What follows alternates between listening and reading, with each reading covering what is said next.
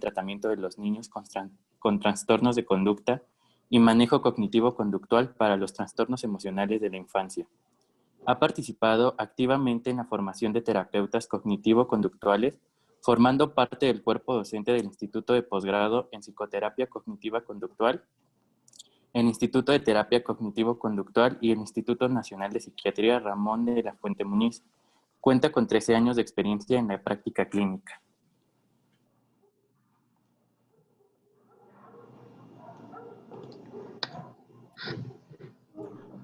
Ok, pues comenzamos. Perfecto, pues muchas gracias por la presentación, muchas gracias por estar acá tan puntuales. Vamos a dar inicio a nuestra clase del día de hoy. Voy a compartirles la pantalla y ahí me dicen si tienen algún problema para visualizar la presentación. El tema lo titulé Estrategias psicológicas basadas en evidencia para el manejo de la ansiedad de pacientes odontológicos. Vamos a ver pues básicamente esas tres variables que se nos proponen en el título. Uno, que digo de manera muy rápida, ya sé que la mayoría ha revisado algo de esto en el curso, pero para que todos partamos de lo mismo, pues saber cuáles son las características psicológicas de la ansiedad. Vamos a hablar de qué es una práctica psicológica basada en evidencia.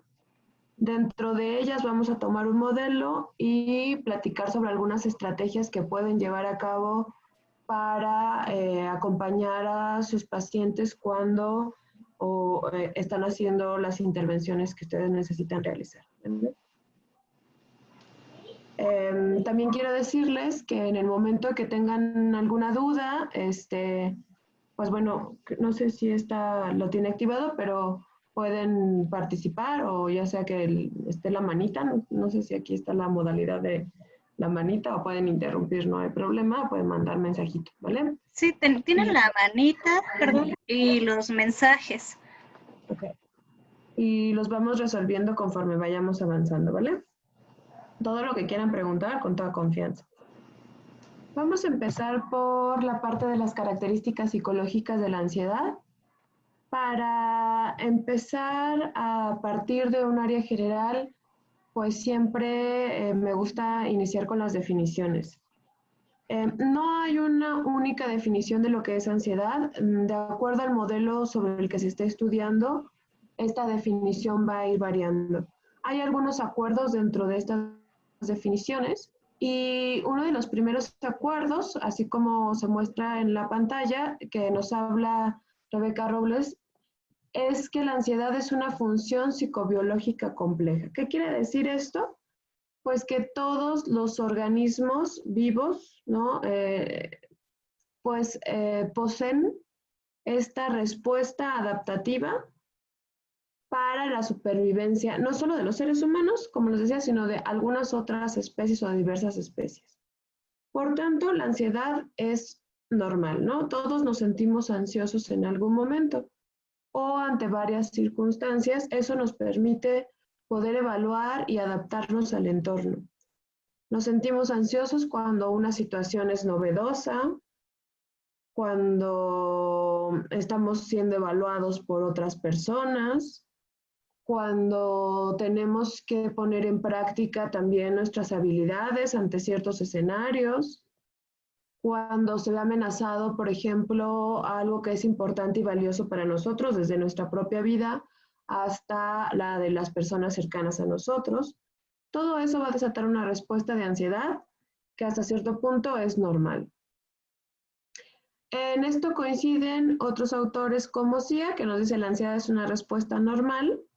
Vuelve a repetir que está ligada al instinto de conservación de la especie, es decir, si no tuviéramos esta respuesta de ansiedad, pues probablemente nos habríamos extinto hace mucho tiempo, porque estas situaciones que son potencialmente peligrosas, pues no tendríamos una alerta o una alarma que nos dijera, detente, te puedes meter en una situación de riesgo y pues nos aventaríamos a hacer muchas cosas que pues nos podrían provocar la muerte, ¿no? Entonces, la ansiedad nos dice, para, ¿no? Ve si esto es seguro y después puedes seguir. Pero se puede convertir en un problema, se puede convertir en patológica cuando empezamos a angustiarnos, a preocuparnos, a activarse esa alarma ante situaciones completamente innecesarias, de forma desproporcionada, en contextos en los que no estamos en riesgo, o a pesar de que sea una situación que nos demanda una respuesta, pues en realidad tenemos los recursos, pero la emoción tan intensificada no nos deja recordar esos recursos que poseemos y en vez de ayudarnos, pues un poco terminamos cometiendo los errores que estamos tratando de prevenir. Cuando ocurre de este modo innecesario, pues estamos hablando de que la ansiedad se convierte en un problema. La ansiedad, dice Beck por último, es una de las formas en la que la naturaleza nos ayuda a protegernos de situaciones peligrosas y difíciles, generando respuestas cognitivas, afectivas, fisiológicas y conductuales para protegernos. Esta última definición me permite hacer como esta introducción a en sí estas características psicológicas de la ansiedad. Beck es uno de los padres de la terapia cognitivo-conductual, que es el modelo sobre el que vamos a estar revisando algunas estrategias. Y él hace, todos los terapeutas cognitivo-conductuales encuentran esta necesidad de dividir la conducta humana en algunas áreas que nos permiten entender bien su funcionamiento. Estas áreas, ¿no? Dice aquí, son cognitivas, es decir, las cosas que nosotros pensamos, lo que imaginamos, la interpretación que le damos a las cosas, la emoción que tenemos a partir de ello, los componentes fisiológicos o las sensaciones que tenemos, y esto va a desembocar en algunas conductas para aproximarnos o protegernos de estas situaciones que consideramos peligrosas. Un poco resumiendo esto último, sería algo así, ¿no? Cuando uno va al dentista, pues puede haber algunos pensamientos, nosotros les llamamos pensamientos automáticos. Estos pensamientos automáticos pueden ser, por ejemplo, me va a doler mucho, no podré soportarlo. Estos pensamientos automáticos pueden venir de experiencias previas, ¿no? Donde tuve algún encuentro y este fue doloroso, o puede no ser de experiencias previas, puede ser solamente una suposición, o incluso puede ser dado por la cultura. Regularmente ir al dentista o ir al médico se convierte en una amenaza desde etapas tempranas, ¿no? Los papás les dicen a los chicos, no comas muchos dulces, porque si comes muchos dulces se te van a picar los dientes y te voy a llevar al dentista. O no salgas sin el suéter porque te vas a enfermar y te voy a llevar al doctor para que te pique.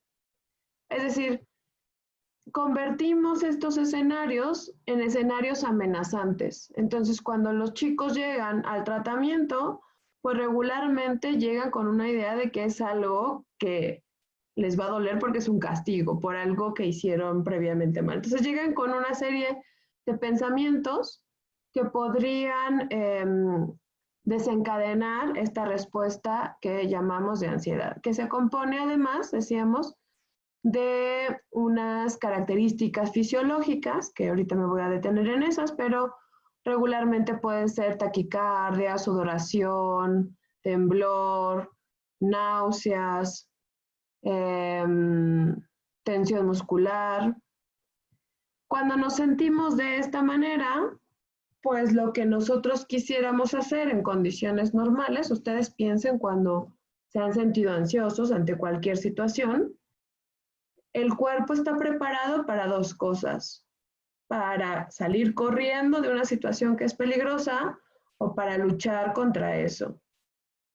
Pero, pues en esta situación, por ejemplo, esa no es una alternativa viable que me permita continuar con mi tratamiento, pero es mi primer impulso ante algo que tiene este componente desagradable, ¿no? Y entonces, vamos a tener estas conductas automáticas en algunas personas de evitación o de escape. Incluso, ¿no? La mayoría de las personas evitan tanto esta situación que un problema que podría haber sido menor se vuelve un problema más grave, ¿no? O más difícil de tratar por todas las complicaciones que se van dando alrededor. Y pues lo que estamos tratando de lograr es tener o generar conductas de tolerancia o aceptación. Quiere decir que no para todas las personas la experiencia es igual de desagradable. Para muchas personas es una experiencia, pues, vamos, que les permite volver a recuperar la salud o estar bien o alcanzar algunos de los objetivos para, incluso, ¿no? Cuando hacemos estas correcciones estéticas.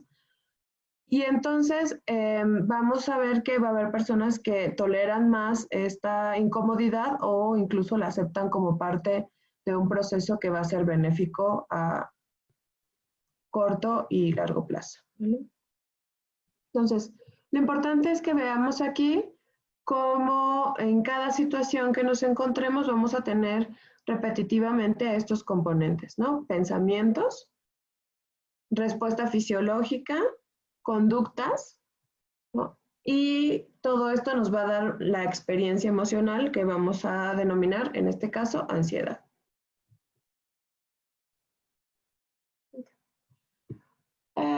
Es muy importante que nosotros sepamos que la ansiedad es una emoción, voy a recalcar mucho esto que decía hace un rato, guiada por un proceso biológico, ¿no? Relacionado con la preservación de la especie. Y por tanto, es un proceso que a veces se da de forma muy automática. Es decir, nosotros tenemos un estímulo enfrente, pensemos, no sé, en algún momento yo iba caminando por la calle, estaba oscuro, ya era de noche, y así de la nada veo que algo se mueve entre los pies, ¿no? Y entonces, pues abajo de un puesto de tacos sale una rata gigante. Automáticamente, es decir, no es algo en el que en ese momento yo haya pensado en algo, sino que mi cerebro, ¿no? Mis ojos captan ese estímulo que es interpretado como algo peligroso porque no sabía exactamente todavía qué era, como algo peligroso y manda una respuesta automática. La respuesta automática va de la amígdala al sistema simpático, donde pues hay taquicardia y una respuesta, ¿no? Automática de escape. Bueno, en 2 segundos yo ya estaba del otro lado de la acera. No siempre es así. Cuando las situaciones o los estímulos que nos generan estrés no son tan inesperados, pues podemos hacer una evaluación primero, ¿no? Donde nosotros decimos, a ver, ¿de qué se trata esto?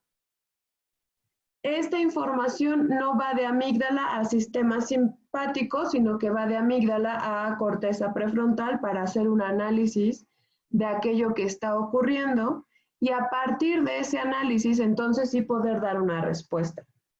Ya sea una respuesta de escape, podría ser, ¿no? Podría ser una respuesta muy funcional o podría ser una respuesta, pues no, a lo mejor de pronto algo se escuchó afuera, tengo esa sensación de sobresalto, pero en mi segunda evaluación digo, sí, ya me acordé que dejé recargada la escoba y se cayó con el aire, ¿no?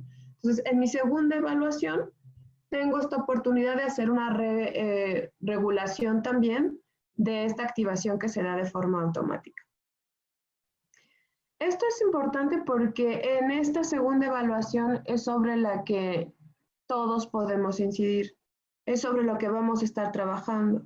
Son esos pensamientos o esas estrategias que vamos a emplear para que las personas puedan, una situación que de manera automática se percibe o se evalúa como peligrosa, pues que tengan otra oportunidad de hacer una evaluación, ¿no? Mucho más centrada en la realidad.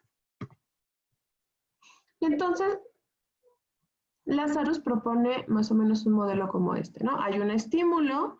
Este estímulo puede ser un evento externo, como les decía, esta rata que va pasando, o el sonido de los aparatitos estos que suenan horrible, que no sé cómo se llaman, ahí si alguien me ilustra, estaría muy bien. Pero el sonido de algo que nos asusta, o podría ser un estímulo interno, es decir, un pensamiento. Un pensamiento o una sensación. Eso puede hacer que mi evaluación primaria de esto, es decir, lo primero que pienso, lo primero que interpreto de esta situación es, esto es peligroso. Aquí hay una situación de riesgo. Si yo no hago otra evaluación o si mi segunda evaluación confirma esto, entonces, pues voy a tener estas conductas de atacar, huir o paralizarme. Y mi respuesta afectiva, pues va a ser de ansiedad elevada, terror o angustia. Bueno, la respuesta fisiológica que ya les contaba. Pero si mi segunda evaluación dice, a ver, tranquila, no está pasando nada, ¿no? Ese ruido es desagradable, pero no es algo que te pueda hacer daño. A ver, espera, esto te va a permitir estar mejor, ¿no? Si mi segunda evaluación, o yo puedo soportarlo, si mi segunda evaluación no es de peligro, sino de algo más cercano a la realidad, pues entonces o empiezo a percibir los recursos que tengo para hacerle frente, entonces mi conducta no va a ser de atacar o huir, sino va a ser de permanecer. La ansiedad no va a desaparecer del todo, pero no va a ser una ansiedad que paralice o que obstaculice con el objetivo que estoy teniendo, y las respuestas van a disminuir de intensidad. No van a desaparecer, pero van a disminuir de intensidad.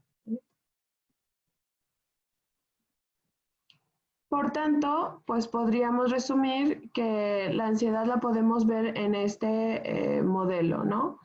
Hay una probabilidad percibida de peligro, es decir, esto puede ser peligroso, esto puede ser dañino, esto puede hacerme mal. Dice, por un costo percibido, ¿no? Va a ser demasiado, no lo voy a poder soportar. Si yo creo que no tengo recursos disponibles para enfrentarlo, la ansiedad va a ser mayor. Para que yo pueda alterar esto, tengo que ayudarle a las personas a centrarse en la realidad, a tener elementos objetivos para interpretar lo que está ocurriendo, a ver los beneficios de enfrentarme a esa situación que está siendo riesgosa y a darle recursos para hacerle frente. Tengo que incidir en esas tres áreas para que las personas puedan sentirse más tranquilas. Darles una nueva interpretación, ¿no? Ver los beneficios de enfrentarse a una situación como esta y mostrar los recursos que poseen para hacerle frente a esa situación, ¿okay? O darles recursos. Okay. Para poder hacer esto es importante que nosotros consideremos que no todo es útil, ¿no? Desafortunadamente, estamos en un mundo lleno de información y no toda esa información siempre ayuda a las personas, ¿no? Nos pasa como ahorita con lo del COVID, donde una de las cosas que se ha difundido, por ejemplo, era esto del uso del, ¿cómo se llama? El cloro, ¿no? Y entonces algunas personas pues se lo empezaban a tomar para prevenir la enfermedad. Y esa información está circulando, ¿no? En varios lugares. Sin embargo, no es una información que esté basada en evidencia.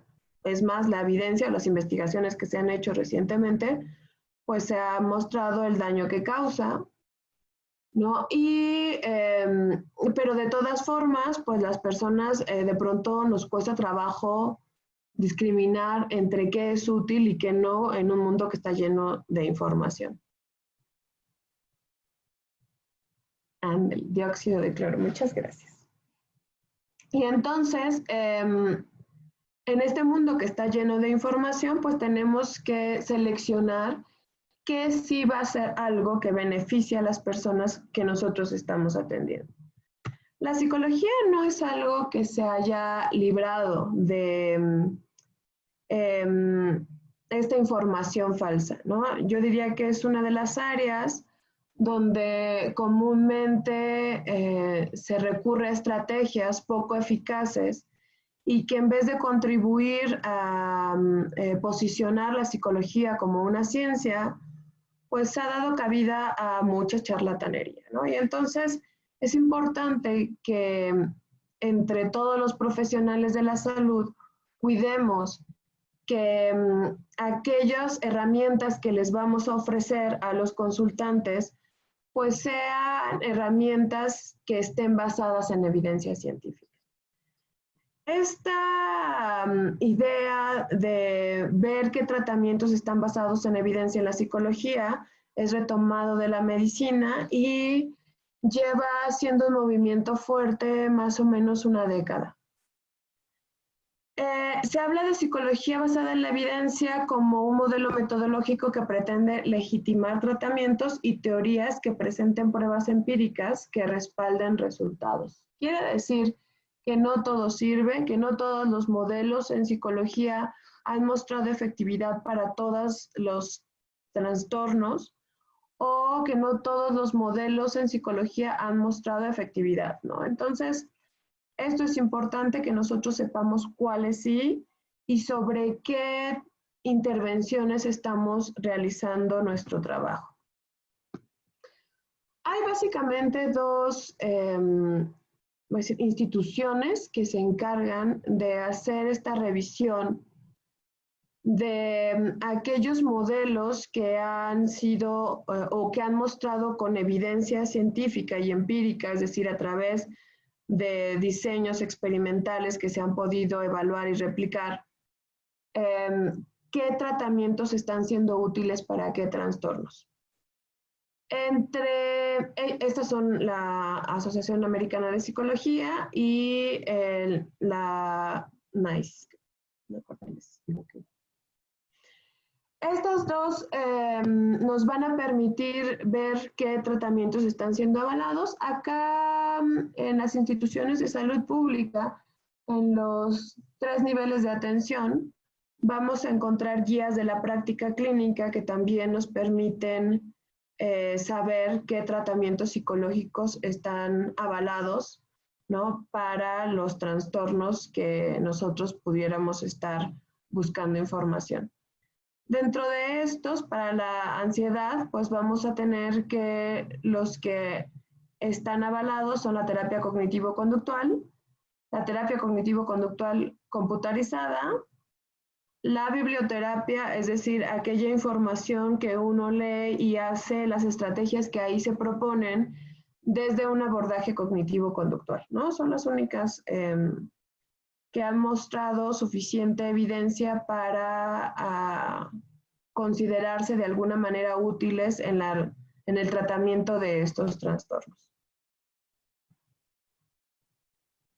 Les cuento esto porque pues sobre eso vamos a basarnos ahora para pues conocer algunas de estas estrategias encaminadas a la reducción de la ansiedad. Esto es muy rápido, en realidad solamente es para que tengan conocimiento. La terapia cognitivo-conductual ha tenido modificaciones a lo largo de su historia y ha pasado por varios momentos. Esto ha dado origen a, voy a decir, como algunos modelos centrados más en algunos procesos específicos, pero que todos recaen sobre el mismo marco referencial, ¿no?, con algunas modificaciones. Y entonces, las estrategias que les voy a proponer en este momento, pues son basadas en estos modelos de tercera generación y específicamente en al que se denomina terapia de aceptación y compromiso. Un poco en la idea de presentarles esto, pues es en la premisa anterior donde pues sí es importante que nosotros demos estrategias basadas en evidencia, pues tenemos que saber desde qué marco referencial o teórico estamos sustentando esa información que se está brindando, ¿vale? Entonces, este es donde nosotros estamos pues basándonos para poder presentar estas herramientas. Lo que hace la diferencia de este modelo con otros es básicamente dos premisas que son muy importantes. La primera es que no hay manera de que alguna cosa que sea valiosa para nuestra vida esté libre de dolor o de sufrimiento o de malestar en alguna manera. Por ejemplo, ahora mismo, ¿no? Pues estudiar esta carrera que ustedes están estudiando es importante y valioso para ustedes. Sin embargo, no porque es importante y valioso para ustedes, eso lo hace fácil. Seguramente habrá varios días en los que su mente les dice, como, ¿por qué me metí en esto? Y no, pues cuando se tienen que enfrentar a situaciones o a tareas o a demandas más grandes, pues seguramente una de las respuestas automáticas que quisieran ejecutar es esta parte del escape y la huida, ¿no? Eso nos pasa a todos los seres humanos. Y entonces la terapia de aceptación y compromiso nos dice que nos han vendido un poco esta idea de que la vida tendría que ser fácil, que tendría que ser sencilla, que tendríamos que sentirnos bien, que si estamos haciendo algo que en verdad nos gusta, pues tendríamos que sentirnos felices, que no tendríamos que tener dudas, por ejemplo, ¿no? Y la realidad es que yo llevo, ya escuchaba en el currículum un rato, totote dando terapia y en esta situación de la psicología, y eso no quiere decir que no haya días en los que mi mente todavía me diga, ¿y qué haces acá? ¿No? ¿Por qué no te buscaste una cosa más fácil? Eso nos pasa a los seres humanos, ¿vale? No hay una sola cosa en la que nosotros podamos librarnos por completo del malestar. Y entonces dice, si esto es así, pues ¿por qué estamos tan empeñados en luchar contra eso y no mejor enseñamos a las personas estas prácticas de aceptación, a reconocer estas situaciones de malestar como parte de la vida misma, ¿no? Y entonces, no en una situación de resignación, ahorita voy a tratar de hacer alguna diferencia sobre ello, pero sí en una situación más de aceptar estos procesos como parte de, ¿no? Y entonces vamos a ver estos procesos psicológicos que están implicados en el bienestar desde estos modelos de terapia de aceptación y compromiso. Pero antes, me gustaría saber si algunos de ustedes tienen alguna situación, ¿no? En la que no ustedes a lo mejor, o si ustedes, hayan sentido ansiedad o alguna situación que les preocupe a la hora de la práctica clínica con los pacientes. ¿Qué han observado para que esos ejemplos que me compartan los podamos aterrizar en lo siguiente que viene? ¿Alguien quisiera participar?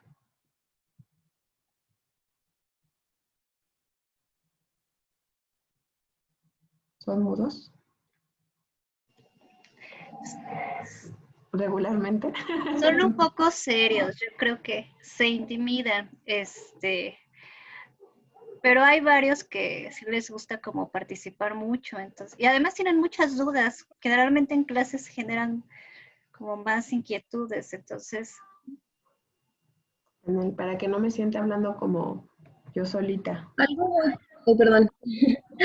Algo muy común en los pacientes, sobre todo los adultos que ya han tenido pues tratamientos anteriores, es el miedo a un tratamiento fallido o el miedo a que los lastimes, porque a veces es como nunca falta el paciente que te dice, ay, es que ahorita no me dolió nada, pero he ido a otros lugares antes y me lastiman o esto. Entonces, a lo mejor este miedo o que ya llegan con este sentimiento de me va a doler porque ya me lastimaron en otro lado. Ok. Gracias.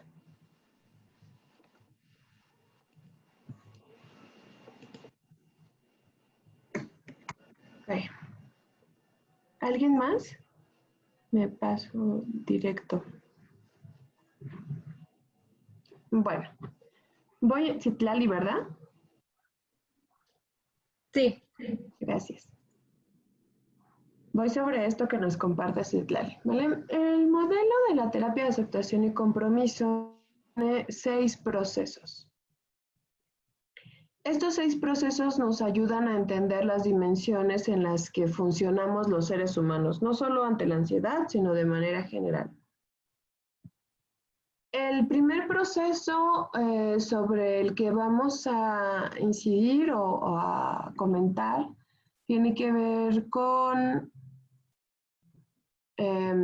valores, ¿no? Dice aquí. ¿Qué es esto de los valores? Los valores desde este modelo son las cosas que son valiosas e importantes para las personas. Son las cosas que le dan sentido a su vida. Son las cosas que son necesarias para esa persona para seguir adelante. ¿Qué valor? Los valores no son algo que se alcance. Los valores son más bien procesos que continúan a lo largo de nuestra vida.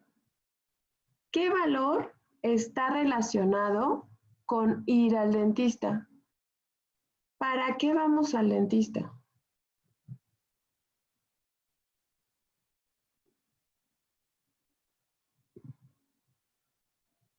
Pues puede ser por responsabilidad, ¿no? Para un autocuidado.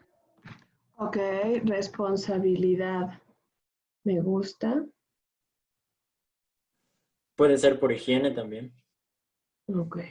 Autocuidado, higiene. También puede ser porque pues no te gusta tu sonrisa y como que quieres cambiarla por estética. Ok, por estética. Por dolor también. Funcionalidad.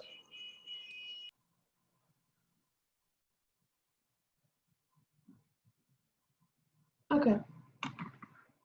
Cuando hablamos de estos valores, hablamos de esto que ustedes me comparten, ¿no? De responsabilidad. ¿Cuándo terminaríamos de ser lo suficientemente responsables con nuestra salud bucal, por ejemplo? Es decir, yo ya fui, ya me hicieron mi tratamiento, ya no me tengo que volver a preocupar nunca más. ¿Esto termina en algún momento? No, hay que ser constantes. Mínimo 2 veces al año hacer revisión. Bueno, si no requieres ningún tratamiento urgente. Ok. ¿Cuándo termina la higiene bucal? O sea, ¿hay algún momento en el que yo diga, ah, ya me lavé lo suficiente los dientes, no me los voy a volver a lavar nunca más? O, ah, ya cuidé demasiado de mi boca, ya no lo voy a volver a cuidar nunca más. Pues no.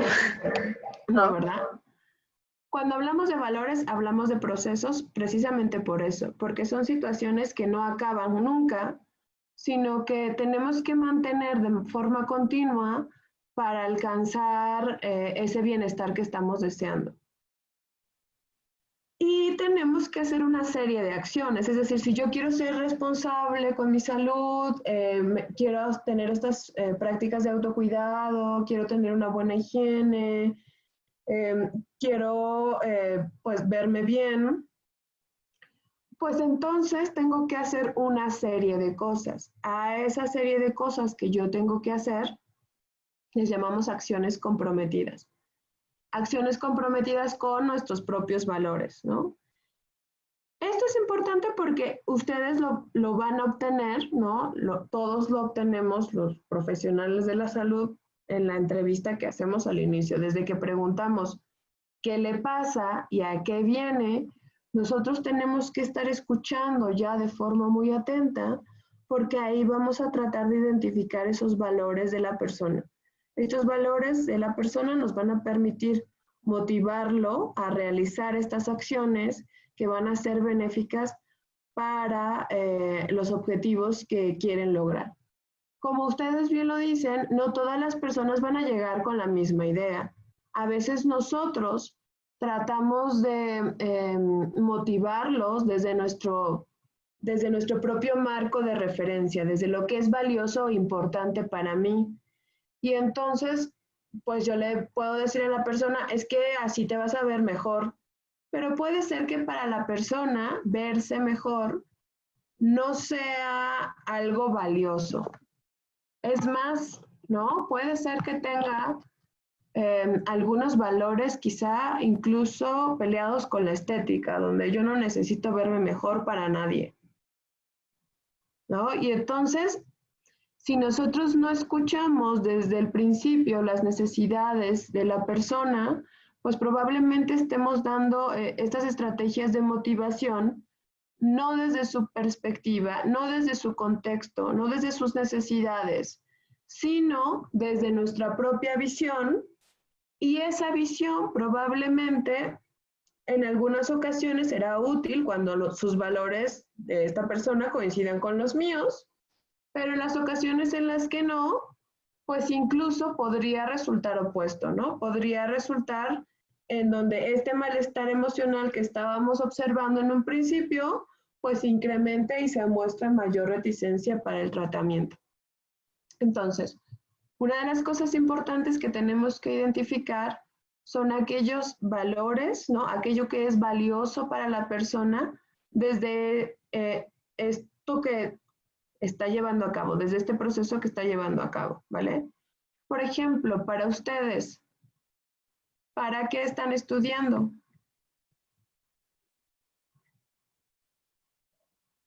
¿Cuáles son sus valores relacionados con la educación, con estar acá, con estudiar una licenciatura? ¿Para qué?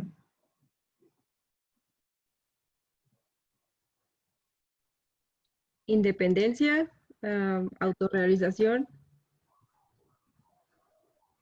Superación.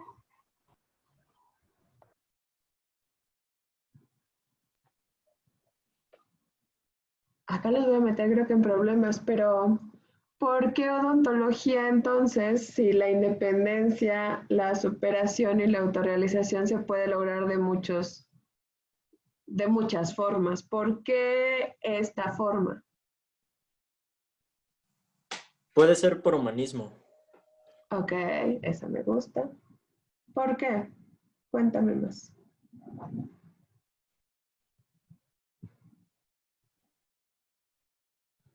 ¿Por qué humanismo? Pues porque directa o indirectamente tenemos como una responsabilidad con la sociedad, que pues son seres humanos. Entonces, para ayudar a su cuidado personal también. Ok. Ayudar. Ok. Lo pregunto porque también es importante que en las cosas que nosotros vayamos realizando, vayamos encontrando o clarificando los valores, es decir, aquello que hace valiosa esta actividad en la que nos hemos envuelto, pues porque, como les decía, este va a ser nuestro faro en el camino, ¿no? Es decir, ¿por qué tengo que hacer esto, no? ¿Por qué tengo que usar brackets si me lastiman? ¿Por qué tengo que ir a la limpieza si es desagradable? ¿Por qué tengo que lavarme los dientes si me da flojera? ¿Por qué tengo que hacer todo esto? Pues bueno, mi faro, ¿no? Mi guía un poco van a ser estas cosas que yo quiero lograr a través de esas acciones. Pero igual acá, cuando nosotros estamos estudiando, pues seguramente se van a enfrentar a una serie de cosas donde de pronto la mente también les dirá, bueno, ¿y por qué aquí? Creo que es importante que también ustedes vayan teniendo claridad sobre aquello que les agrada, que le da sentido al realizar estas intervenciones, ¿no? Yo, por ejemplo, no siempre es así, no siempre es así de fácil, pero hay sesiones en las que uno termina viendo que la persona que te está compartiendo cosas, pues puede manejar las dificultades en su vida de una manera más sencilla, ¿no? Y ves el cambio como en la actitud, ves el cambio que ha realizado, lo ves como más integrado con las personas que lo rodean, y eso, pues, a mí me genera satisfacción, ¿no? Y entonces, aunque hay momentos que son más difíciles o más frustrantes, pues también están estos otros momentos que uno va buscando, ¿no? O que se va preparando en el momento en el que algo no le sale bien para llegar a esos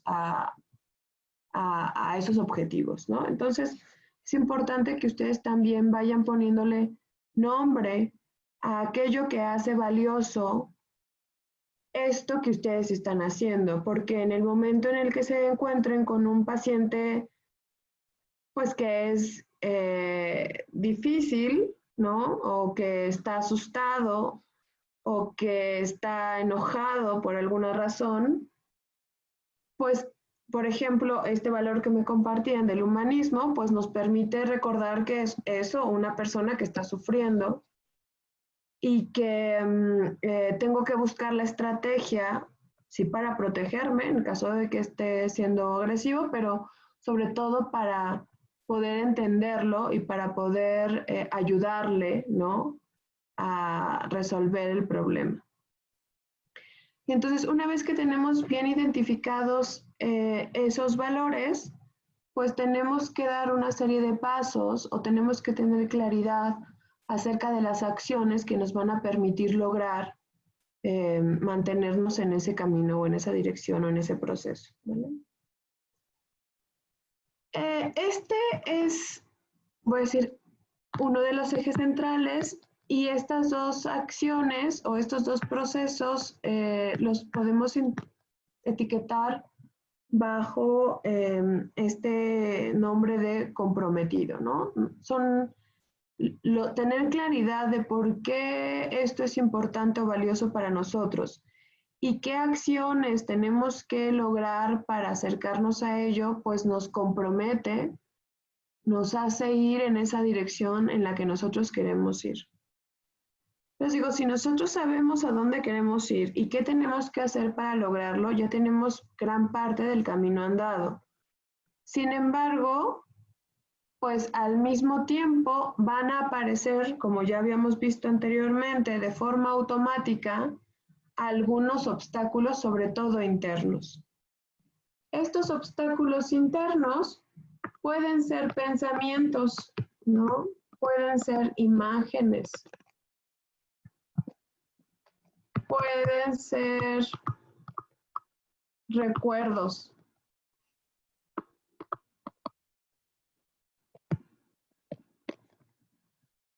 Estos pensamientos, imágenes y recuerdos pueden ser amenazadores.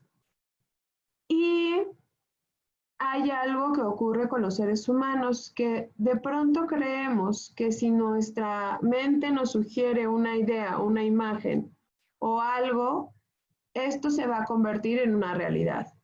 Es decir, nos fusionamos con esos pensamientos. Creemos que lo que pasa por nuestra mente es la realidad misma. Si yo pienso que voy a reprobar un examen, pues no lo considero una posibilidad o una probabilidad, sino creo que esto va a ocurrir de esa manera, ¿no? Si creo que todos se van a burlar de mí cuando exponga, pues no lo considero una posibilidad, sino creo que esto va a ocurrir de esa manera. Si yo creo que me va a doler ir al dentista, pues no lo considero una posibilidad, sino creo que esto va a ocurrir de esa manera. Cuando nosotros nos fusionamos a tal grado con esos pensamientos, pues es difícil que nosotros nos acerquemos a las cosas que están siendo importantes, aunque no sean eso demasiado valioso para nosotros. Y entonces una parte importante que también tenemos que saber es recordarle a las personas que muchas de las cosas que pensamos no son la realidad. Y entonces, para eso, me voy a saltar, ¿no? Nos ayudamos de este otro proceso, es decir, de estar centrado. Centrado es recordar lo que está pasando aquí y ahora, en este momento, justo en este preciso instante. Si en este instante, ¿no?, aparece en mi mente un pensamiento, estos pensamientos que nos causan terror, también solemos llamarles pensamientos catastróficos. Si en este instante aparece uno de esos pensamientos, pues entonces conviene mucho centrarnos en la realidad. Yo siempre le pregunto a las personas, ¿eso que estás tú pensando está sucediendo en este momento? ¿Está aquí presente en este instante con nosotros? ¿Lo puedes observar en este momento? Si no es así, pues entonces no es la realidad. Eso solo es un pensamiento. Y ya sé que los pensamientos pueden ser aterradores, pero afortunadamente, aunque sean aterradores, solo son pensamientos. Cuéntenme, son las 7. ¿Ya cenaron ustedes? ¿O tienen hambre?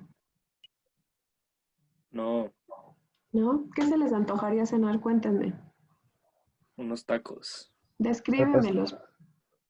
Descríbemelos, por favor. Grandes, grasosos, de pastor. De pastor. Ajá, con verdura, limón y salsa.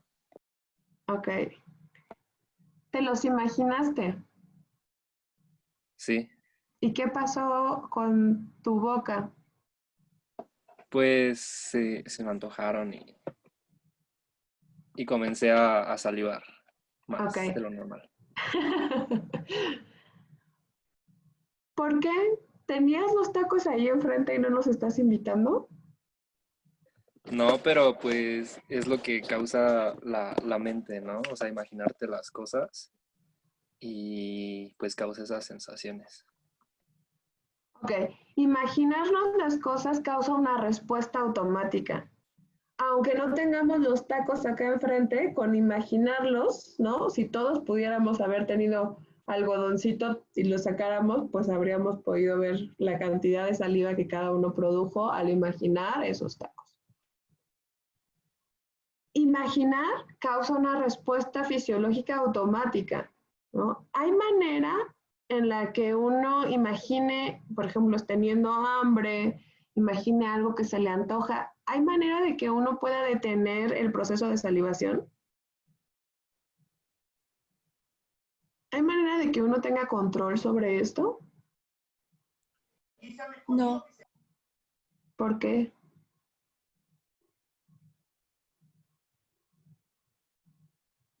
¿Por qué no podemos tener control sobre ello? porque es una reacción. Es O una sea, reacción. es como fisiológica. Claro, es una reacción, es una respuesta fisiológica automática. Oigan, ¿y a alguien le asusta salivar cuando piensa en tacos al pastor?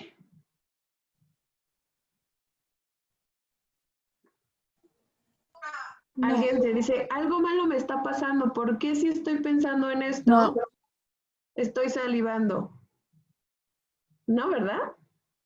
Claro, pero si tenemos un pensamiento catastrófico como, no sé, algo malo va a pasar, o a mí o a alguien más, y empiezo a sentir taquicardia, vamos, es una imagen que da miedo, ¿no?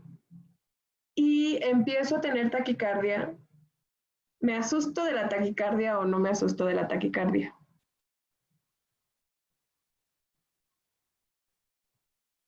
Pues sí.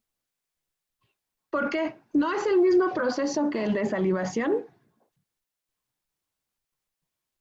Sí, pero la salivación lo ves como algo común porque te suele suceder muy seguido y la taquicardia no. Ok. Y entonces una parte importante de esta difusión es normalizar estos procesos. Saber que así como nuestro cuerpo de manera automática cuando piensa en tacos al pastor saliva, pues también cuando tiene pensamientos catastróficos, pues genera respuestas en nuestro cuerpo, que no necesariamente son la realidad, que no necesariamente, pues yo creo o me siento obligado a salir corriendo a comprar tacos al pastor, que puede ser que en un ratillo se me olvide, pero ante estos otros pensamientos, un poco como los consideramos más importantes, nos quedamos pegados a ellos. Nos quedamos pegados como si fuera un chicle difícil de quitar. Y entonces, entre más tratamos de deshacernos de ello, pues más terminamos un poco atrapados y embarrados ahí, ¿no? Entonces, una de las características importantes para poder regresar a esto es volver a centrarnos en el presente. Ver qué estoy teniendo en la realidad. Acá en la realidad no hay tacos, ese fue un pensamiento, fue una imagen que provocó una respuesta y esa respuesta pues es natural, ¿no? Pero eso me permite volverme a centrar en el presente, ¿vale? A verme a mí como una persona que posee estas características, la de pensar, la de responder, la de generar respuestas fisiológicas, y que no necesariamente, ¿no? Ninguna de esas cosas es algo negativo. Esto nos regresa, ¿no?, a la otra parte de este proceso de aceptación, donde en vez de luchar con eso, es decir, yo no me pongo a luchar con la salivación por los tacos, pues la idea también sería no luchar contra las respuestas naturales, ¿no?, ante algo que me está provocando temor. Regularmente el malestar dura más tiempo porque cuando nosotros empezamos a sentir, por ejemplo, taquicardia, ¿no?, o sudoración, o algún malestar, por ejemplo, cuando vamos a presentar un examen y empieza a dolernos el estómago, automáticamente aparece una nueva evaluación. ¿Se acuerdan de nuestra segunda evaluación? Nuestra segunda evaluación regularmente no es una evaluación tranquilizadora. Nuestra segunda evaluación, pues es una evaluación que a veces altera todavía más. ¿Qué me está pasando? Se me va a olvidar todo. Si no me calmo, esto no va a funcionar. Todo va a ser un desastre. Y entonces está un poco difícil querer apagar el fuego amenazándonos todavía más, ¿no? Entonces, pues en realidad, pues lo que quedaría un poco como con el fuego, pues es que pues observo que no se sale de control, pero pues no hago nada para, se va a extinguir en algún momento, ¿no? Si lo tengo ahí controlado. Pero si yo encima le sigo echando más y más y más y más leña, pues entonces sí se va a salir de control y se va a hacer grandote, ¿no? Pero tenemos que generar estos procesos de aceptación para no luchar contra esos procesos que finalmente van a ser normales o naturales. Estos son como los, bueno, el yo contexto es un proceso un poco más complicado, pero habla como de esta capacidad que tenemos los seres humanos de observarnos a nosotros mismos y de poder tomar una decisión, no en función ni de nuestros pensamientos ni de nuestra evitación al malestar, sino en función de lo que nosotros elijamos, ¿no? Nosotros, los seres humanos, somos bien capaces de observarnos a nosotros mismos y observar nuestros contenidos, ¿no?, emocionales o cognitivos, nuestros impulsos, y elegir por encima de ellos. Y entonces, cuando no pasa, pues es un poco cuando nosotros decimos, no, pues es que yo soy así, ¿no? ¿Por qué respondiste de esta manera? Pues porque así soy.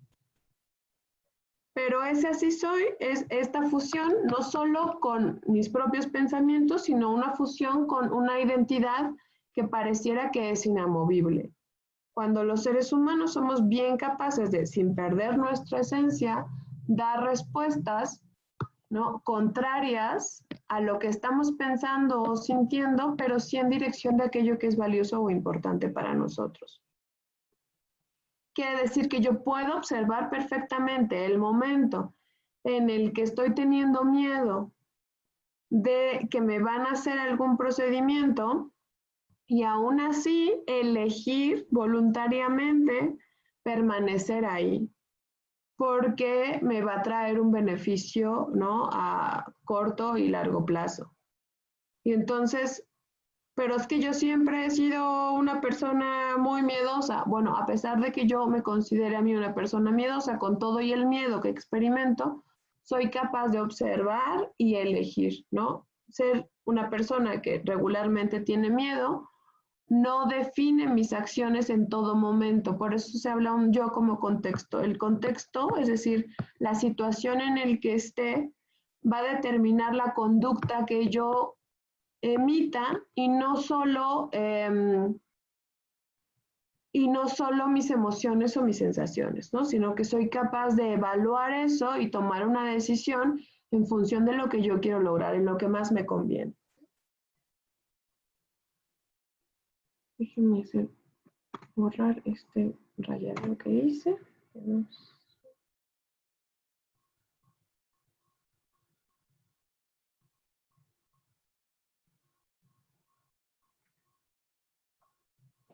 Lo saco.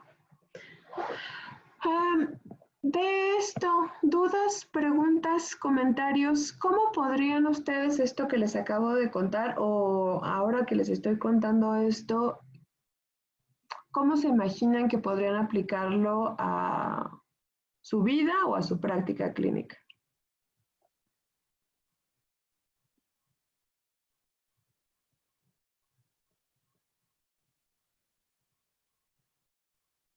Pues yo creo que darle a entender al paciente que el hecho de que llegue nervioso o que llegue con una preocupación es algo normal y que pues está en pues en todo el derecho y en toda la necesidad de expresarlo, ¿no? Es decir, me siento nervioso, me siento incómodo y pues nosotros también hacer lo posible para que la situación cambie.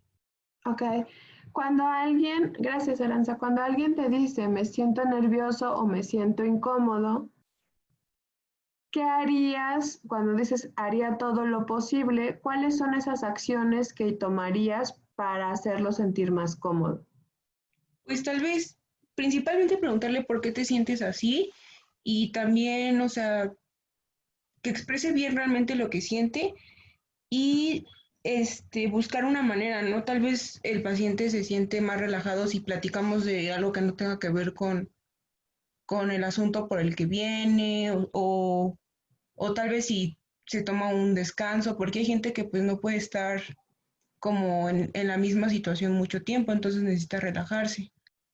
Ok, muy bien, me gustan esas acciones. Ahorita las vamos a nombrar, pero sí, me gusta. ¿A alguien más se le ocurre cómo podrían utilizar esto que estamos revisando? Bueno, yo también considero que es importante conocer al paciente en sí como tal, cuáles son sus gustos para que se le haga un poquito más amena la visita al dentista, ¿no? Ok. Sobre todo esto que va un poco orientado a la situación de valores, también permite tener como diversos elementos que podrían ser útiles para disminuir la tensión, ¿no? Un poco como dice Aranza, pues a lo mejor un elemento de distracción, que ahorita los vamos a abordar con más calma, pues podría ser poner algo de música que le agrade, ¿no? Y entonces pues no nos cuesta mucho trabajo, permite poner el foco de atención en otro lugar y es algo que podemos pues solucionar bastante rápido, ¿no? Y podría disminuir la tensión que se está generando. Sí, me gusta. ¿Alguien más? ¿No?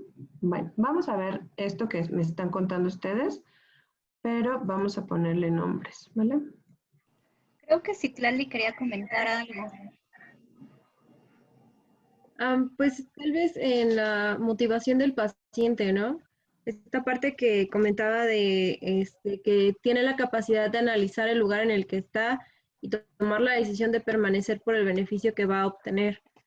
Entonces, tal vez también podríamos entrar por ahí y saber decirle qué beneficios va a obtener de consultas que está recibiendo.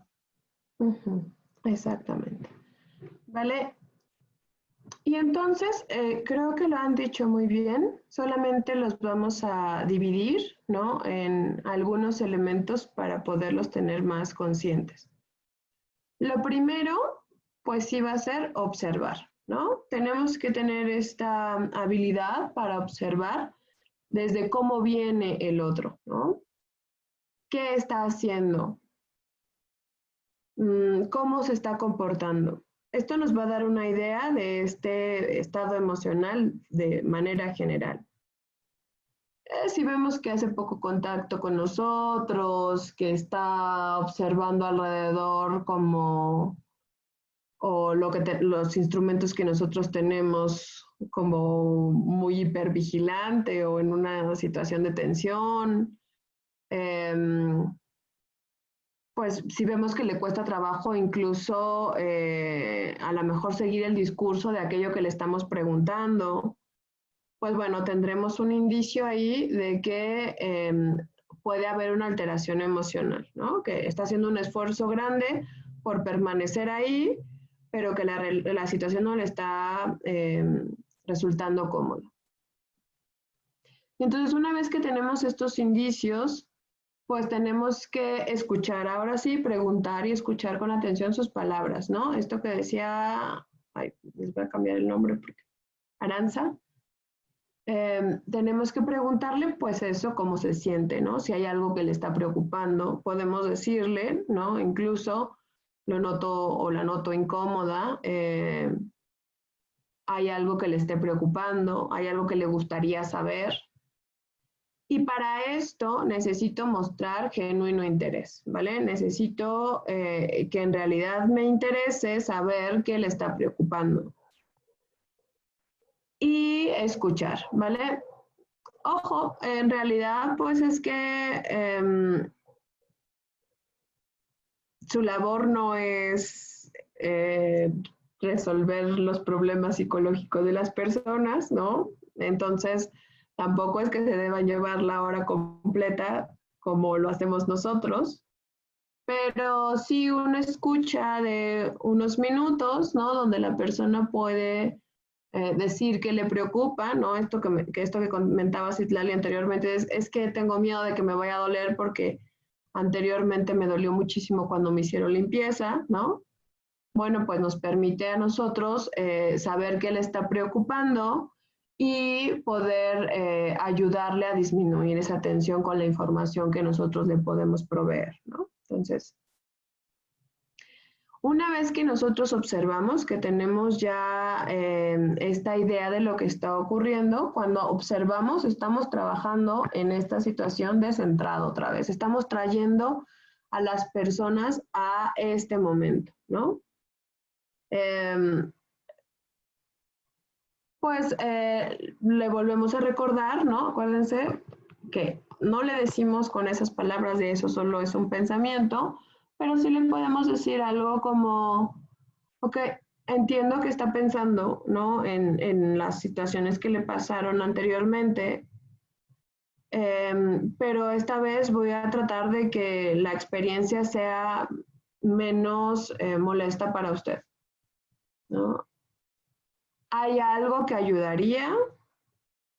Y entonces, bueno, pues a lo mejor nos puede comentar alguna expectativa, ya nosotros tendremos que decidir si eso es algo posible o no, pero vamos dando información, ¿vale? Si notan, lo que hicimos fue traerlo de esos pensamientos donde más bien estaba centrado en el recuerdo a eso fue antes, esto es ahora. No con esas palabras, porque con esas palabras podría sonar feo, ¿no? Como de, deje de pensar en eso, eso fue antes, yo soy yo y no le voy a hacer eso, así no está padre, ¿no? Sino más bien como eso, ¿no? De, ok, entiendo que fue difícil, ¿no? Gracias por compartir la experiencia, voy a tratar en este momento, y ahí es cuando me regresamos a la parte presente, de que esta experiencia sea distinta para usted, ¿no? Ok, Una vez que tenemos eso, pues también ayuda muchísimo para algunas personas. Para algunas personas, voy a insistir mucho porque en realidad la fórmula no aplica siempre para todos. Ayuda mucho para algunos describir los procedimientos, ¿no? Y yo ahí diría, hay que preguntar. Ustedes están muy jóvenes, pero los que somos más grandes veíamos a Chabelo.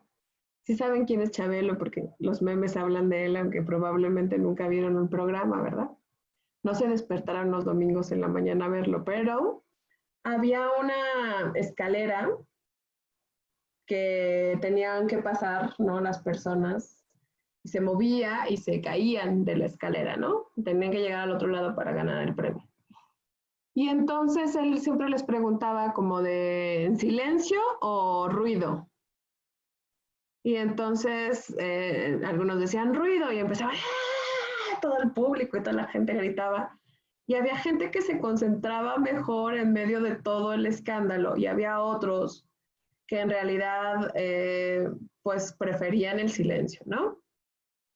Les cuento esto porque un poco esta parte de describir los procedimientos para muchas personas es útil, es decir, que nos vayan diciendo, te voy a poner un algodón, te voy a poner una inyección, va a doler un poco, vas a salivar bastante, vas a escuchar el ruido de tal cosa, no voy a succionar, bla, y entonces ir describiendo los procedimientos ayuda mucho a las personas a tener algo de control sobre lo que está ocurriendo y a no sentirse invadidos. Yo creo que todos han ido al médico y las mujeres han ido al ginecólogo, ¿no? Y entonces, pues la verdad es que de pronto uno se agradece que le vayan explicando, se va a sentir frío, te voy a poner tal cosa, va a doler un poquito, todo esto da un poco de tranquilidad sobre aquello que está pasando, ¿no? Y no resulta algo imprevisto. Tampoco resulta,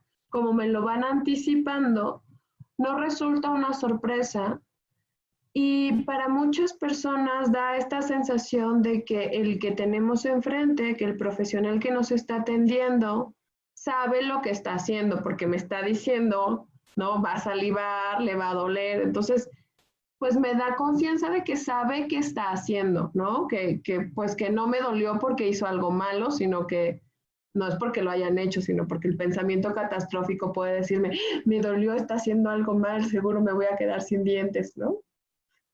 Entonces si me dicen, te va a doler un poco, pues yo me puedo anticipar a eso y sé que es parte del procedimiento, que no está pasando nada que me ponga en riesgo, ¿no? Y eso puede disminuir la situación de ansiedad. Pero les digo, no todos funcionan igual y para algunos resulta, pues al revés, ¿no? Saber lo que va a ir pasando, pues resulta algo que les agobia y entonces igual hay que estar como muy pendiente de la respuesta no verbal que nos refleja la emoción y pues preguntar, ¿no? ¿Prefieres que te vaya diciendo lo que va pasando o prefieres que hablemos de otra cosa, ¿no? Como decía Aranza, puede ser también una estrategia que podría ser más útil para alguien, ¿no? Entonces, ahí sí conviene un tanto preguntar, ¿vale? Pero para muchas personas, ¿no? Para un gran número de personas, sobre todo las personas que suelen tener ansiedad, son personas que quieren tener mucho control sobre todo, que quieren minimizar todos los riesgos, que quieren tener toda la información, que quieren saber exactamente todo porque creen que así van a poder controlar el mundo. Déjenme les advierto de una vez que no hay manera de controlar el mundo, ¿no? Y la pandemia nos ha enseñado mucho eso, pero pues de pronto las personas con ansiedad o que tienen estos temperamentos más ansiosos, pues tienen esa necesidad de controlar las cosas. Y entonces que les vayan describir, ¿no? Los procedimientos puede ser algo bien útil para disminuir la situación de ansiedad. También un poco como ejercicio personal, ustedes inténtenlo, ¿no? En algún momento en el que tengan algún malestar emocional, en vez de tratar de deshacerse de él rápidamente, en vez de querer escapar de él, en vez de querer que se vaya en ese mismo instante en el que lo notaron, porque además ni siquiera va a pasar así, pero es lo que nos dan ganas de que ocurra, pues descríbanlo. Traten de imaginar que se lo cuentan a alguien más. Describan lo que están sintiendo. Describan lo que están pensando. Describan lo que está pasando en su cuerpo. En realidad, cuando uno va describiendo y va aterrizando, algunas de esas cosas que estaban siendo tan molestas ya no resultan tan aterradoras. Y en esta descripción pregúntense también, ¿no? ¿Qué tan grande es? Es que tengo como que un malestar en el estómago. Descríbeme más. Pues no sé, como inquietud, como, no sé, dolor, ok, qué tan grande es, qué tan difícil de soportar es, ¿no? Y entonces cuando nosotros vamos describiendo esos elementos, yo digo, imaginando que incluso se los describimos a otros, empezamos a redimensionarlos y a veces pues dan menos miedo que cuando no los entendemos y parecen una cosa ahí rebotando dentro de nosotros, ¿vale? También, bueno, describir también puede incluir no solo los procedimientos, sino los elementos ambientales. Hay muchos aparatos que, pues creo que es que estoy recordando mis experiencias del dentista. Entonces, creo que muchos de los que dan más miedo porque hacen mucho ruido, no se sienten tan feo, y los que parecen más inofensivos son los más malvados. Entonces, creo que a veces ayuda con las personas describir estos elementos ambientales, ¿no? Voy a introducir esto, ¿no? Hace ruido, pero no duele, o se siente frío, o vas a sentir presión. Es decir, también los elementos, los ruidos, los aparatos, ¿no? Ir haciendo una descripción de ellos, no solo de lo que estoy haciendo, sino de lo que estoy usando, puede servir, así como de las respuestas que ya les decía que esperamos, ¿no? De las respuestas fisiológicas. La otra es, pues, asegurarnos también, sobre todo cuando estamos trabajando con niños, también lo decía Aranza muy bien, de tratar de disminuir la incomodidad, ¿no? Como por la posición, a lo mejor tomar algunos descansos si es que es posible, digo, en algunos procedimientos seguro no lo será, pero en los que sea posible, pues a lo mejor tomar unas pausas para cambiar de posición o moverse un poco. Pero sobre todo, por ejemplo, con los niños, pues preguntar si va a ser un procedimiento largo, si han ido al baño. En una situación de ansiedad regularmente, la respuesta de estrés genera algunos malestares estomacales y eso, pues la verdad es que incrementa la incomodidad de todo el procedimiento. Entonces, pues a lo mejor señalarle a las personas dónde está el sanitario, con los niños preguntar antes si ya han ido, si requieren ir, ¿no?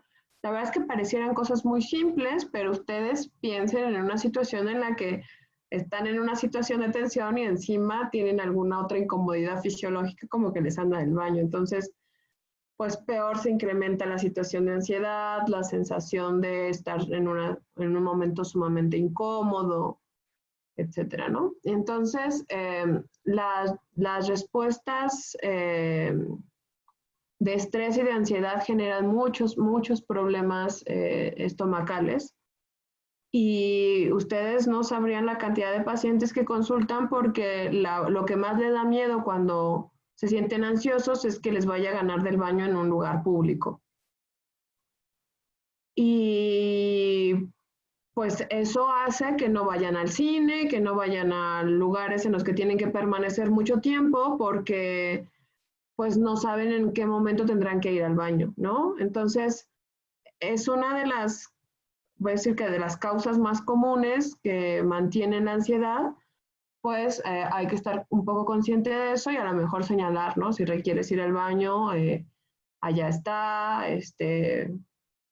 o a los pequeños, pues preguntarles con anterioridad, ¿no? O avisar, va a ser un procedimiento largo, si requieres pasar antes al baño, etcétera, etcétera. La otra estrategia tiene que ver con validar. Validar es un procedimiento en el que nosotros reconocemos las emociones de las demás y les hacemos un espacio. Validar una emoción es algo súper importante, pero es algo a lo que los seres humanos estamos muy poco acostumbrados, porque las emociones de los demás pues generan emociones en nosotros. Si nosotros vemos a alguien preocupado o angustiado, ¿qué es lo primero que se nos ocurre decirle?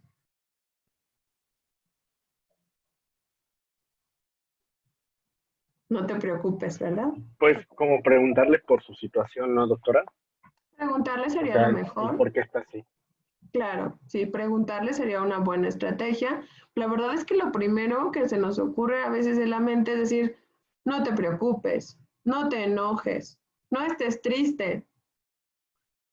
Pues vamos, no lo hacemos con mala intención, pero en realidad es que no sirve de nada porque pues las personas no saben cómo no preocuparse, cómo no enojarse y cómo no entristecerse, por ejemplo, ¿no? Pero nos cuesta trabajo eso, aceptar que las otras personas tienen emociones y que está bien sentirlas. Y Aranza lo decía bien, ¿no? Me gustaban las palabras que usaba, ¿no? Pues si tienes miedo, pues está bien, ¿no? A veces pasa así cuando uno viene a hacer este tipo de tratamientos. No quiere decir que con eso le estoy dando, pues vamos, que va a subir la intensidad de la emoción, pareciera ser, porque en realidad eso es lo que nos asusta, por eso tratamos de decir a las personas, cálmate, no te enojes, no te asustes, no te preocupes. Pero en realidad ocurre lo opuesto, cuando nosotros le decimos a las personas, pues está bien preocuparse, pues por alguna razón se preocupan menos, ¿no? Pues si quieres puedes decirme cómo se siente y luego ellos solitos empiezan a decir, no, ya está pasando. Ah, bueno, ¿no? Entonces, una de las estrategias importantes es validar la emoción, pero para poder validarla hay que reconocerla. Y también para poder reconocerla hay que estar muy conscientes o hay que tener muy bien entendido que a veces las personas no identifican con claridad sus emociones, ¿no? A veces les podemos preguntar, ¿cómo te sientes? Y podrían decir no sé, o podrían decir bien, y de todas formas nosotros podríamos estar notando el malestar. Si yo pregunto a alguien, ¿cómo te sientes? Y me dice bien, pero noto malestar, ¿qué deberíamos hacer?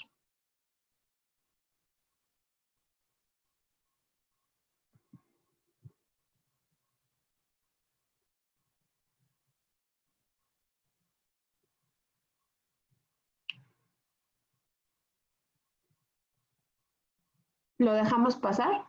¿Qué haríamos?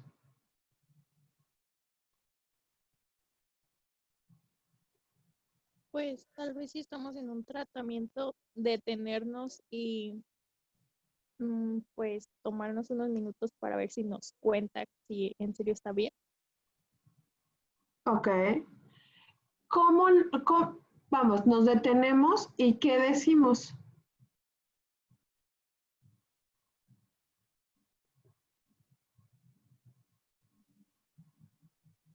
Que si podemos tomar un descanso. Ok. ¿Por qué?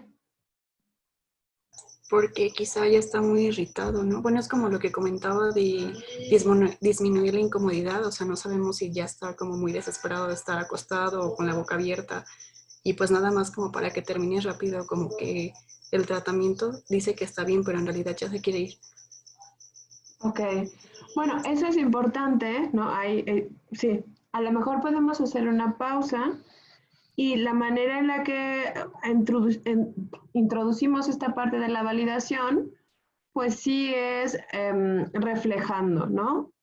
Ok, lo pregunto porque te veo un poco incómodo. ¿Quieres que hagamos, me gusta esta idea, ¿no? ¿Quieres que hagamos una pausa? a lo mejor nos dice, no, es que ya quiero que termine, preferiría que siguiéramos. Ok, y entonces seguimos, ¿vale? Porque nos está diciendo un poco acá, ¿no? O sea, sí, no estoy cómodo, pero prefiero seguir. O sea, prefiero que esto ya acabe y ya poderme ir de acá, ¿no? A tomar una pausa y hacerlo más largo, ¿no? Entonces seguimos, ¿no? Pero, pues, la persona se siente acompañada y sabe que estamos ahí, ¿no? Vamos, si necesitas parar, pues me avisas y con todo gusto lo hacemos, tú no te preocupes, ¿no? Pero sí, si la persona nos dice estoy bien, pero nosotros notamos que no, lo que hacemos es reflejarlo, ¿vale? Es que te veo incómodo, me gustaría saber si puedo hacer algo para que te sientas mejor, ¿no? No estoy bien, bueno, pues ahí sí ya lo aceptamos, vamos, que no nos ponemos a pelear, no, claro que no, no estás cómodo, y ya, pero de pronto ayuda, ¿no? Reflejarlo, porque hay algunas personas que incluso no son conscientes de su propio malestar, ¿no? Entonces, no lo pueden nombrar hasta que uno dice, es que te ves, pues, no sé, es que creo que me duele tal cosa. Bueno, ¿no? Ya nos puede dar más información. Pero a veces las personas en realidad, pues les cuesta trabajo reconocerse. Entonces, pues ayuda si nosotros lo reflejamos. Entonces, la primera parte es reconocer que hay algún malestar o que hay alguna emoción. La segunda es eso, no tratamos por completo de cambiarla, no le decimos, no tiene de qué tener miedo, no se asuste, no se preocupe. Más bien acuérdense esta parte de la aceptación y la normalización, ¿no? Normal, ¿no? Sentir miedo, o muchas personas se estresan en estas situaciones, pero vamos a hacer tal cosa, ¿no? O regresamos a otra estrategia que tenemos acá, ¿no? Pero en la validación sí es un poco como, pues eso, hacerle espacio a está bien sentirse como se siente. Y la otra es mostrar empatía y entendimiento, ¿no? Preguntarnos cómo me sentiría yo en esta misma situación, cómo me siento yo cuando voy a algún otro lugar, ¿no? A algún otro procedimiento y de pronto no me siento tan cómodo. Vamos, tratar de entender desde el contexto en el que está la otra persona por qué está sintiéndose de esa manera, ¿no? Y entonces, pues bueno, a veces ayuda, ahí sí depende de qué tan cómodos se sientan ustedes, pues hacer estas pequeñas momentos de autorrevelación, ¿no? Donde uno le comparte al otro, pues un momento en el que también se ha sentido incómodo de esa manera y pues que está bien sentirse así, ¿no? Que ya pasará. Una estrategia más, pues que en realidad es muy utilizada, que ya nos comentaba, se me fue el nombre, lo perdí, creo que fue, no sé quién fue.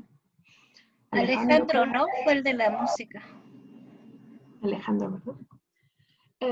Tiene que ver con cambiar nuestro foco de atención, ¿vale? Y cambiar nuestro foco de atención no es otra cosa más que buscar un distractor, ¿ok? Buscar dónde poner nuestra atención que no sea todo el tiempo sobre aquello que me está doliendo, ¿no? Entonces, en vez de estar atendiendo solo ese estímulo, pues busco variarlo hacia otros. Puede ser con la música, decía Aranza también, o platicando de otra cosa, o decía Alejandro si conocemos algunos de sus gustos, ver de qué manera podemos utilizarlo, ¿no? Si es que tenemos los recursos disponibles para generar una distracción. Y claro, sobre todo que no interfiera con el procedimiento que estamos realizando, ¿no? O sea, para algunas personas puede ser incluso útil, ¿no? Tener algo en la mano que apachurrar, porque dan ganas de apachurrar cosas, ¿no? Para no apachurrar al dentista, pues que mejor que tengamos algún otro elemento ahí. Puede ser, pues esto, que hacemos música. En realidad es que la posición, ¿no? La intervención, pues de pronto dificulta hacer demasiadas cosas, o platicar de otras cosas. Entonces, pues bueno, más bien ahí de pronto el que o la que habla más, pues es el profesionista, ¿no? Y puede buscar algunos temas que le parezcan interesantes a la persona, ¿no? Pero ahí lo único que estamos haciendo es eso, buscar otros canales de atención para no focalizar todo en la parte del dolor. Decíamos que la ansiedad no se va a ir, o sea, regularmente pues va a estar ahí acompañándonos hasta que el procedimiento termine, pero si está siendo muy, muy alta, pues no nos va a dejar trabajar, no nos va a dejar estar bien, y entonces necesitamos estrategias para disminuir la intensidad. No se va a ir. Esto es bien importante que lo sepan porque pues también, ¿no? Les puede ayudar a decirle a los pacientes eso, o sea, vamos a disminuir un poco el malestar que te está generando la ansiedad que tienes. Me gustaría que me acompañaras a hacer unos ejercicios para que te puedas sentir un poco más tranquilo. Si yo les digo que te vamos a quitar con esto la ansiedad, pues en realidad es que no va a estar cómodo porque nuevamente cuando noten que esta va apareciendo, pues se van a sentir un poco engañados, ¿no? Entonces, en realidad, pues no se va a ir. Pero sí puede disminuir a unos niveles en los que uno se siente mucho más cómodo, ¿no? Y una de estas estrategias, la más utilizada, pues que es más reconocida porque ayuda a regular esta activación del sistema, pues es hacer respiración diafragmática, ¿no? ¿Ustedes saben qué es la respiración diafragmática y cómo llevarla a cabo?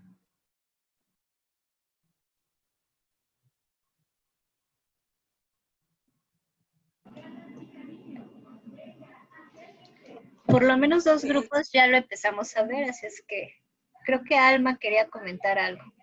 Ah, bueno. Es que no sé si sea, pero creo que es la que tienes que inhalar en 2, mantener en 8 y sacar en 2 segundos. A ver, otra vez. Que inhalas en 2 segundos, mantienes 8 y sacas en 2 otra vez. Okay. ¿A dónde va el aire? Lo tienes que pues mantener en el estómago, como que apretar el estómago. O Ok. algo así, no estoy muy segura. Okay. No hay una forma única en realidad, ¿no? Hay como, a veces hay como varias adecuaciones. Esto me gusta, ¿no? Que dice, a lo mejor meto en 2 porque me permite tener mayor control sobre el tiempo de inhalación y no hay hiperventilación, que esa es la otra que tenemos que cuidar, porque la hiperventilación pues regularmente agita más en vez de disminuir. Mantengo 8. Ay, sacar en 2 está un poco... A ver, enséñame, Miriam. Pero yo digo que está como muy rápido, ¿no? Pero... Muy rápida, ¿no? Creo que son 5 segundos los que se saca el aire, porque la exhalación debe de ser como que un poquito más muy pausada. Lenta. Yo sí había escuchado también esa técnica, pero hasta donde yo sé es entra en 2, se mantiene 8 y sale en 5. Okay. Y a veces puede ayudar al paciente, bueno, yo lo utilicé en una exodoncia que mi paciente estaba un poquito alterado y le pides que él en su cabeza vaya contando los segundos, porque así también él como que se distrae un poquito y en su mente está contando y le ayuda a relajarse más. Sí, exactamente, sí, porque además si el conteo pues mantiene atención en el conteo y no en el pensamiento catastrófico, que ahí más bien hace esta especie de ruido para que el pensamiento de ¡ah!, ¿no? Empiece a alejarse un poco, sí. Sí, la exhalación sí tendría que ser más lenta, ¿no? Y la otra a veces es como...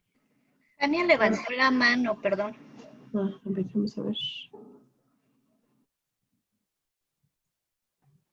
Ya, que lo que vimos en Jania. clase es que nos comentaron que la respiración diafragmática se va a encargar, bueno, precisamente que el diafragma, en vez de que esto se vaya, bueno, se note en el pecho, se va a reflejar en lo que es el estómago.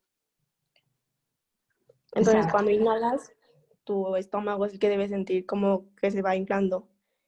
Y ya al exhalar, pues, se desinfla.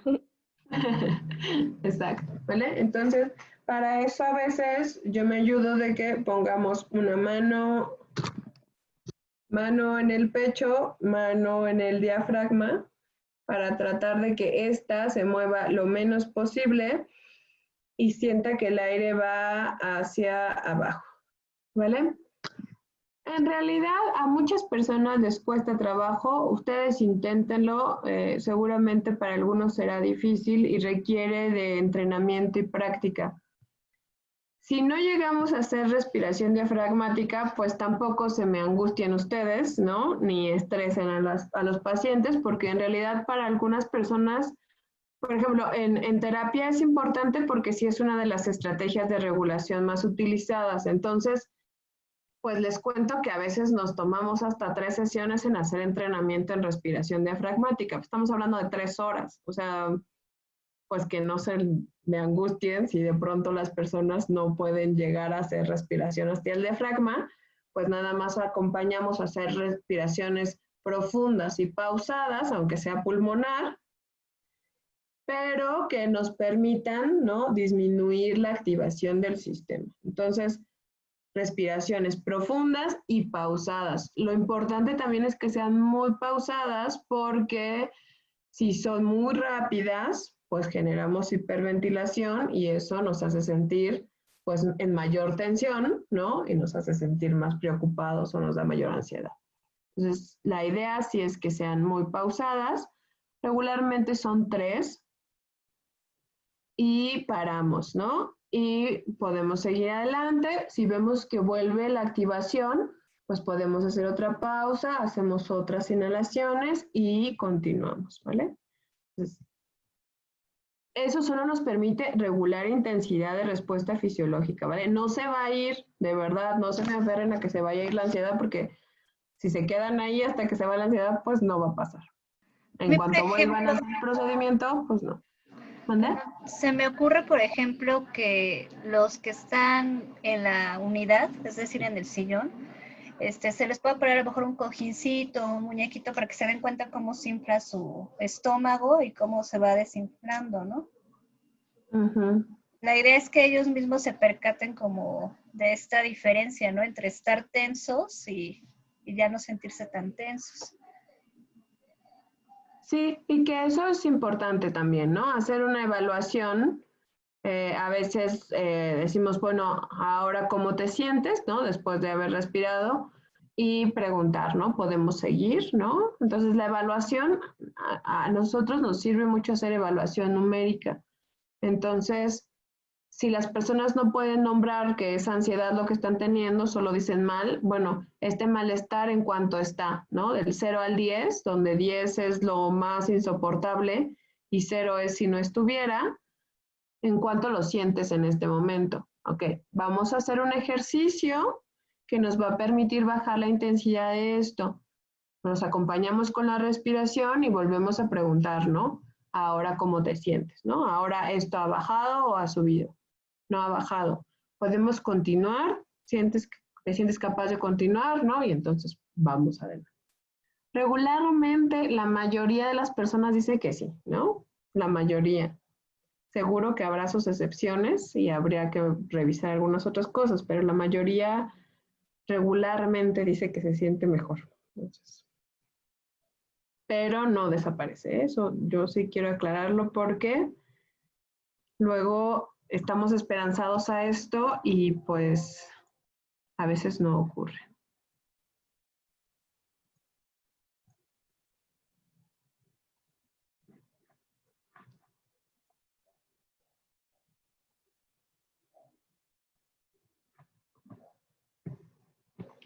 Ok, y la última de las estrategias tiene que ver con motivar, ¿no? Motivar va, les decía hace rato, muy centrada y tendría que ir muy en relación a los valores de la persona.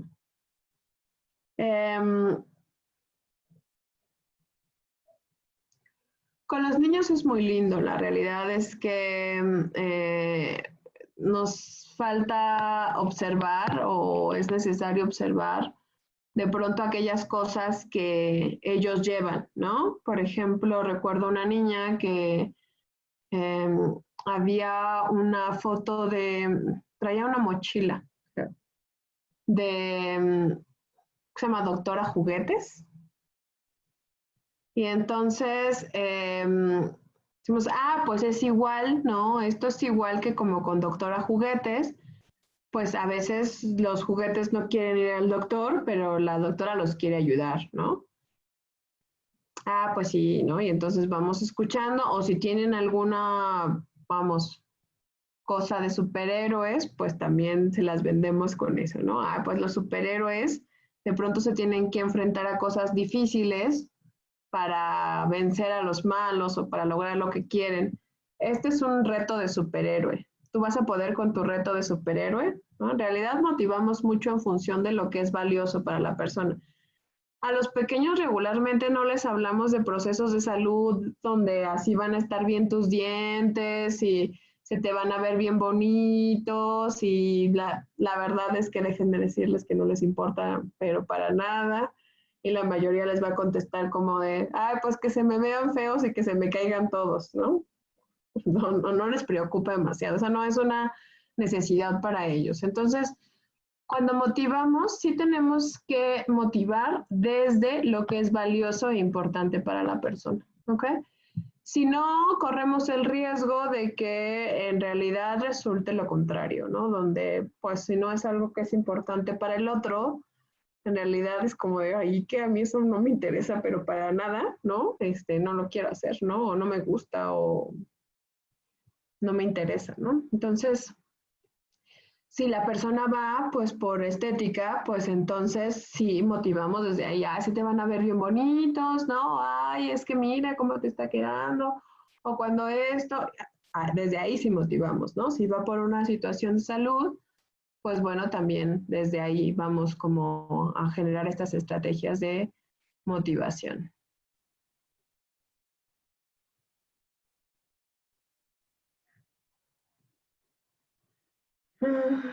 Y bueno, ¿no? Así completaríamos como todos estos procesos. No sé si hay dudas hasta este momento.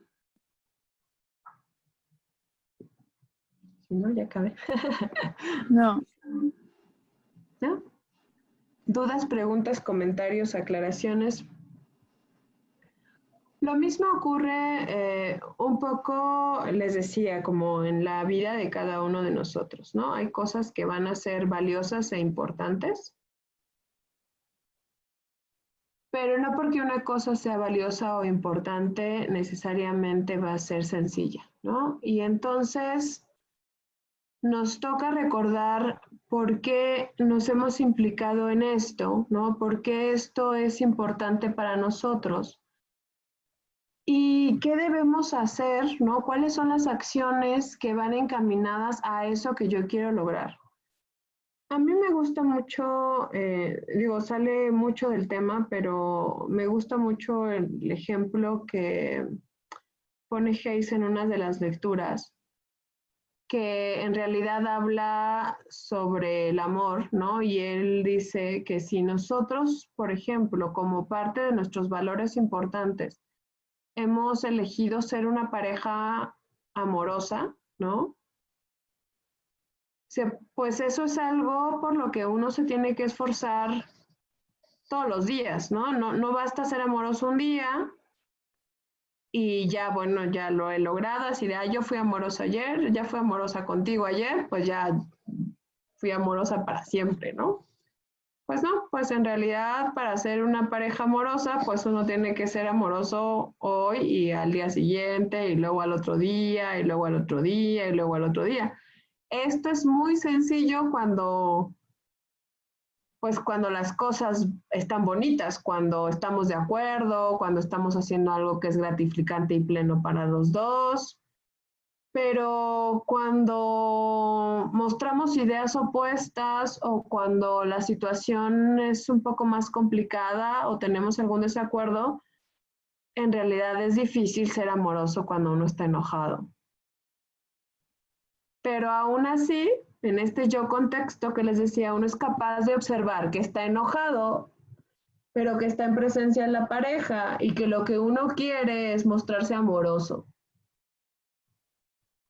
y no hace cosas que dañen al otro, ¿no? Entonces, en realidad, este modelo nos permite entender que mientras nosotros tengamos claro hacia dónde vamos, es mucho más fácil que nosotros podamos tener elección sobre nuestros procesos internos y no que nuestros aprendizajes o nuestras emociones o nuestros pensamientos nos alejen de aquello que es importante y valioso para nuestras vidas, ¿no? Es finalmente como la idea esencial de este modelo y pues bueno, pensándolo un poco como en estos procesos que son importantes y valiosos para la vida de las personas, como es la salud, ¿no?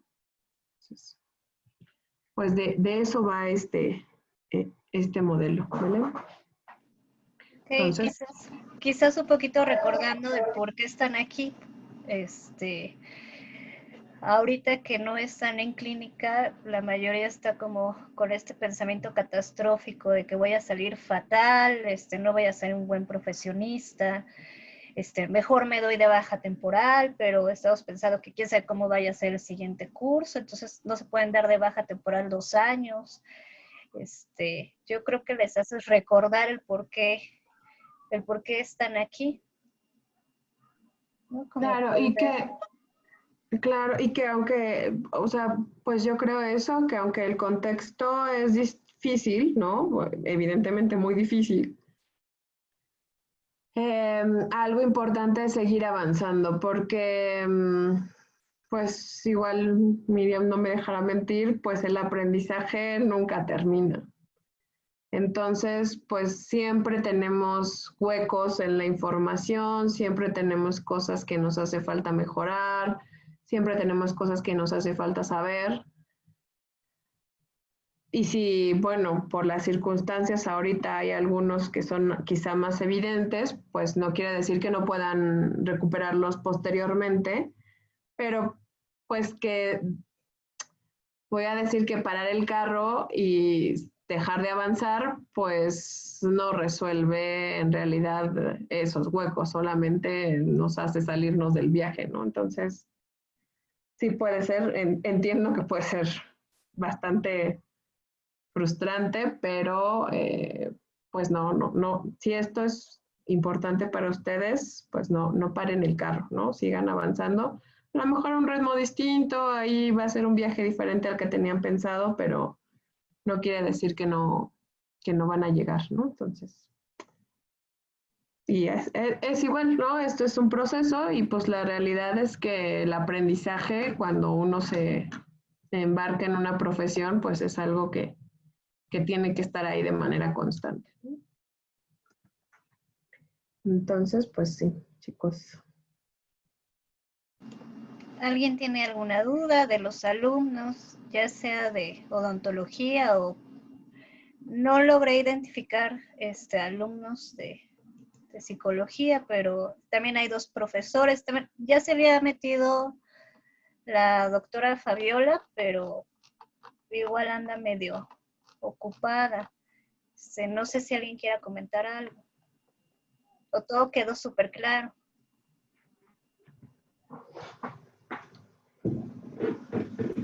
Va que va. Igual de todas formas, digo, dices que tienes bueno, se queda la grabación. Y si, sí, se queda y si en algo sirve la presentación, te la mando, ¿va? Ok, no sé si Alejandro, Citlali o Carla, no, ese es aplausito. Ese es bien. Okay. Va que va, chicos. Pues váyanse a comer esos taquitos. Pues muchísimas gracias por darnos un poco de tu tiempo. Con gusto, con gusto. Espero haya sido útil y pues bueno, que lo puedan aplicar en su vida, ¿vale? Gracias. Bye bye. Nos vemos, chicos.